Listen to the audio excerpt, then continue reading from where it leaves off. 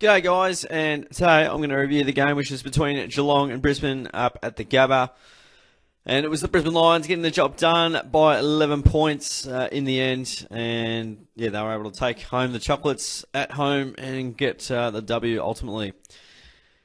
Yeah, pretty frustrating game, frustrating night. The overall end result reads okay in terms of, I suppose, the expectation going into the game and what we all thought was going to happen, how it all panned out, and probably, yeah, the clearance battle wasn't really desirable. But if you asked me before the game, Brisbane are going to win this by 2 goals and it's going to be a real scrap and fight, then I would have taken that. Basically, anything that wasn't us getting demolished by Brisbane was going to be a good result from my perspective, full well knowing that they've they demolished Collingwood there earlier in the season. Yeah, I think it was a significant result over the Pies. So I look at it as, if they just demolish the team that everyone thinks is, just going to win the premiership and going to walk into it, then I'll take an 11-point loss over. Yeah, at the Gabba, where, look, they've been very tough to beat. We have won 5 of the last 6, against the Lions, but I think that one that we lost was at the Gabba, and the last time we got a goalless opening term was that game as well, ironically. But yeah, we didn't really use the ball that well. Weren't very measured with the ball. We turned it over a fair bit. I do want to give some kudos to the defence with the supply that Brisbane had and probably the looks they had, and the midfield off the back of midfield domination and field position that Brisbane did get. I think the defence fared pretty well, all considering the circumstances. And I mean, to concede 9 goals, Brisbane to keep Brisbane to only 9 goals for the entire game. They missed a few, clearly, as we can see, but we also missed a few. Was a pretty solid effort when we know they can easily pile on 18, 20 goals pretty easily at times, especially against those sides that sort of in that middle lower echelon of the ladder. So yeah, like the first half was a little bit disgusting. The effort didn't really feel like it was there. We had a little bit of play early, but we weren't able to sort of make the most of those looks due to us not taking as much care with the ball. And we just really couldn't find that connecting kick inside 50 and execute. So, yeah, I think at times we definitely had, we disrupted Brisbane and turned the ball over a bit, which that's our go. We try and turn it over our front half. It's the quickest and easiest way back to goal. But yeah, at times, we sort of, loose checking. There was players were able to get 3. They had some, had a really good supply up forward throughout the game, and just it was all one at the source really. So they demolished us in that front, which is a bit frustrating, but that's how it goes sometimes. But ultimately, we gave ourselves a little chance late. We had opportunities to win it late, as you can see, 4 goals, 3 there in the last quarter. Brisbane kicked 2-1, so they had a few answering goals, which ultimately got them over the line.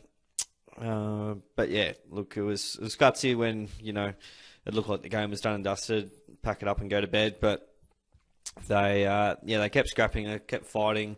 We eventually started to get through with a little bit of contest at the source there, and ultimately we started moving the ball back inside and gave our forwards a chance, and we got some opportunities going our way and made it interesting late, that's for sure. I mean, there was a live ball game with about 3 or 4 minutes to go, and we just didn't quite make it happen, but we gave ourselves a chance to. So whilst I'm frustrated, I see opportunity. No Gary Rowan in the side, and I think he would have relished in this kind of game where it's kind of a bit tough, and he might be able to keep it in our forward 50 a little bit more.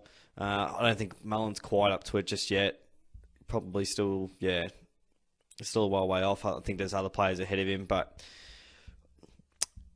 that's just my opinion on that one. So There you go.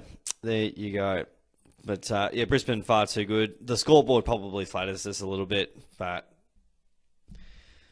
like we saw Sydney demolish us several weeks back, and they didn't put on the scoreboard, and they probably should have won, and they didn't. So yeah, at the end of the day, footy doesn't care how well you played. It just cares who's in front at the end and how that happens and how it gets there. The footy gods don't really care. They, you're either good enough to win and get enough scoreboard pressure to find a way to get over the line, or you're not good enough. That's reality. So yeah, that's how the game panned out. Brisbane, yeah, they got more of the footy, plus 38 there. Inside 50s, they got a little bit more supply than we did, and it was a struggle in the first half. We just could not get it inside 50 because and credit to Brisbane too. Their pressure was really good. We didn't have much time and space at all. Their head on the ball, causes a fair bit of clumsiness with their ball use, and when you defend well, you create indecision from the opposition, and ultimately you get you prey on the turnover. Apparently we used the ball a bit more efficiently. We probably chipped it a bit sideways, but yeah, that was probably a point of contention there in the first half where we were trying to go through the corridor. Brisbane were onto it. They knew where we wanted to go, and they cut it off very well.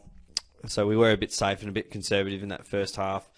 I'm more pleased of the defensive effort to concede 64 points at the Gabba more than anything. And I do take liberty in that, and knowing full well that had this been Geelong in the first half of the season, it might have been 110 points against. But happy to concede only 64 on this occasion. The inside 50 efficiency was pretty similar for both sides there. Apparently we won the hit-outs, but didn't really matter here. This is the game, ladies and gentlemen. Plus 27 in the clearances and 10 to 5 centre clearances. But yeah, just around the ground, we just got demolished. We just could not get that ground ball as much as Brisbane could in that post-clearance contested ball. Brisbane were able to, make us pay there. And not too stoked, when I see things like, excuse me, 49 clearances to 22 and, bashed in the contested ball, plus 36 for the Lions. So, yeah, that's your game there. Just weren't tough enough, and Brisbane, worked, overtime there and worked a lot harder than we did. Very high marking game. We did get some more marks inside 50, and again, just not conceding, 16, 17 a game now. We're doing better on that front, which I think should be acknowledged. And 12 contested marks to 11, 9 goals to 7.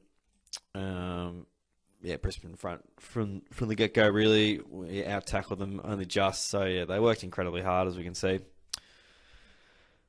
And that's kind of how it worked out team-wise. It's going to be tough to pick the votes. I haven't actually even really given it a lot of thought yet, so I'm going to have to make this up live, which is never good, but we'll wait and see. Alright, I think I've got my 3, 2, and 1. Awesome.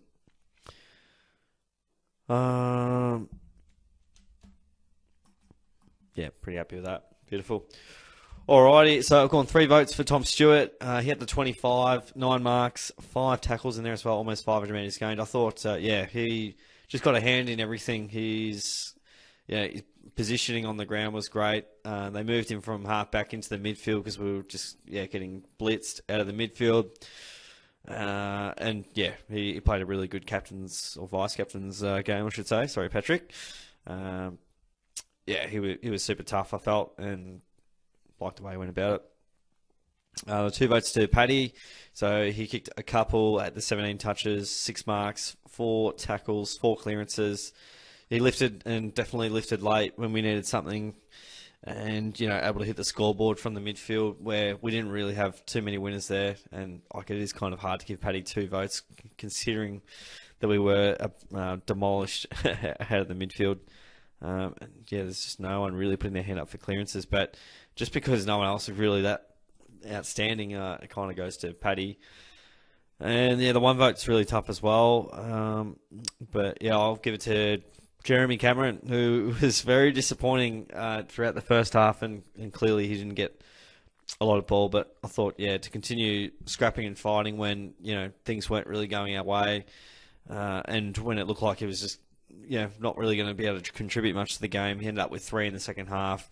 It would have been our leading goal scorer there. So kicking the 3, took the 6 marks as well from his 12 disposals. So again, yeah, it's not Cameron's best game of all time, but I think even to finish with 3, probably his best return for quite some time. So I'm sure he'd be happy to, get a little bit of goal kicking form back on board for him. So there you go. Yeah, it was a bit of a down night for a lot of Cats.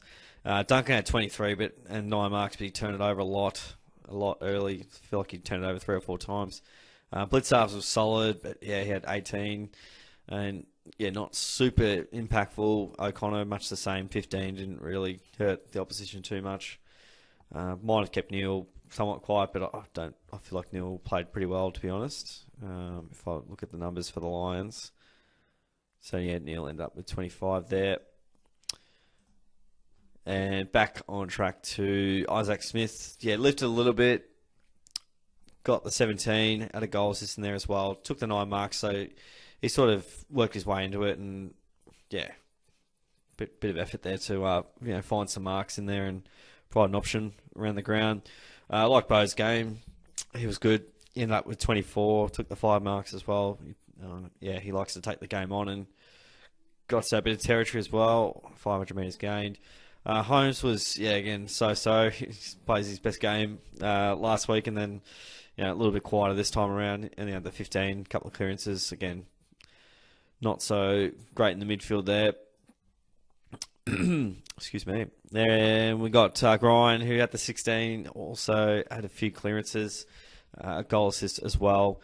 He was held. We probably didn't really give him the opportunity.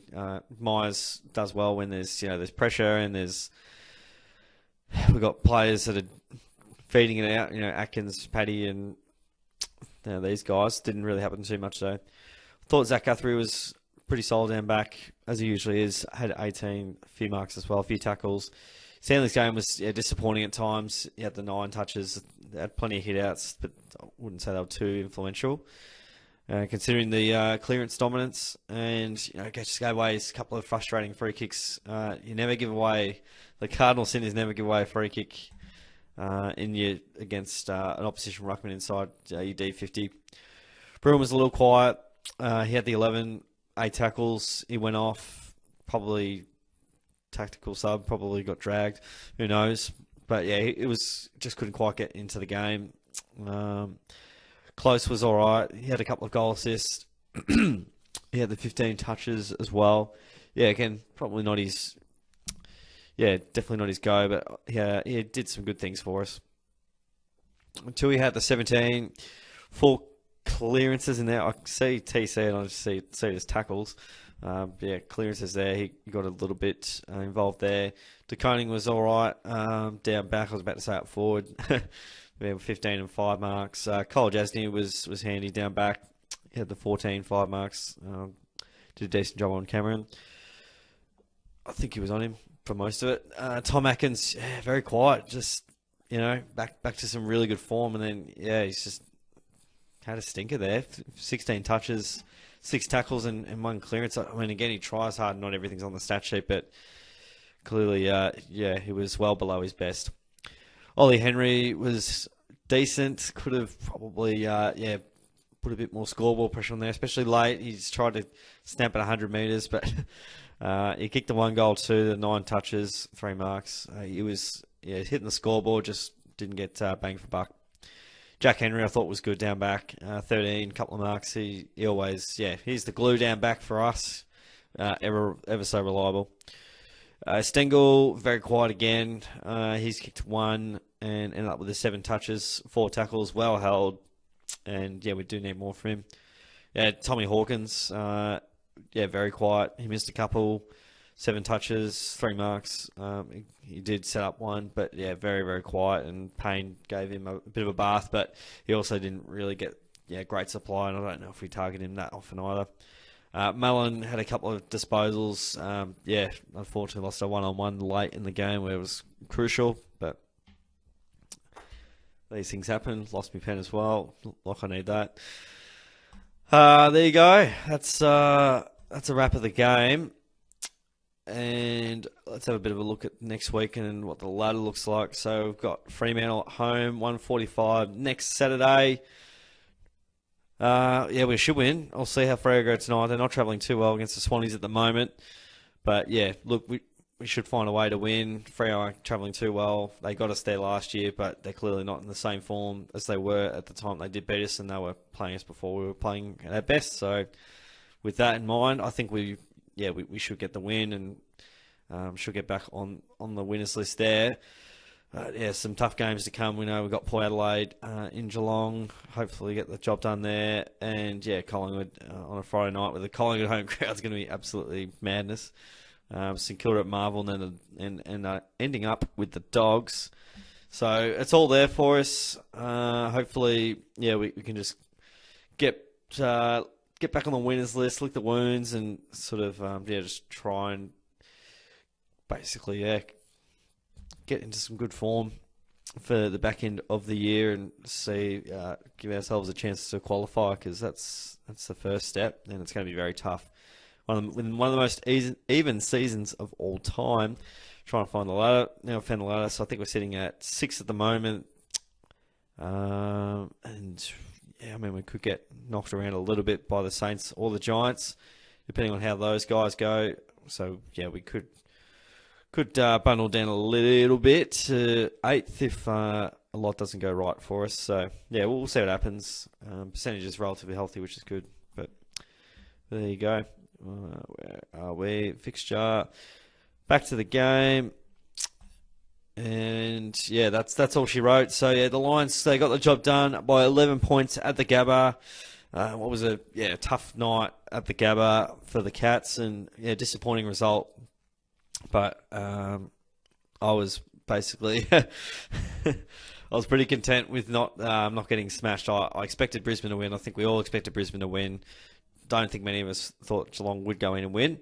And they got the result that was likely to happen. Probably didn't like the way in which it all panned out, albeit we did give ourselves a little chance towards the end, and it's not something to go home and think, oh, we're miles off the best. I don't think we're miles off the best. I think we're still got our best footy to come.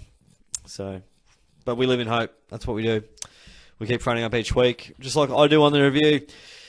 Guys, I hope you've enjoyed the review of the Cats and the Lions clash.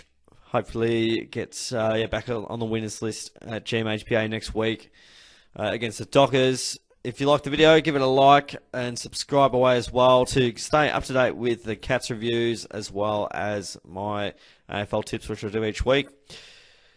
Brilliant. We're all done here. Thanks, crew, for watching in. I'll see you on the next video.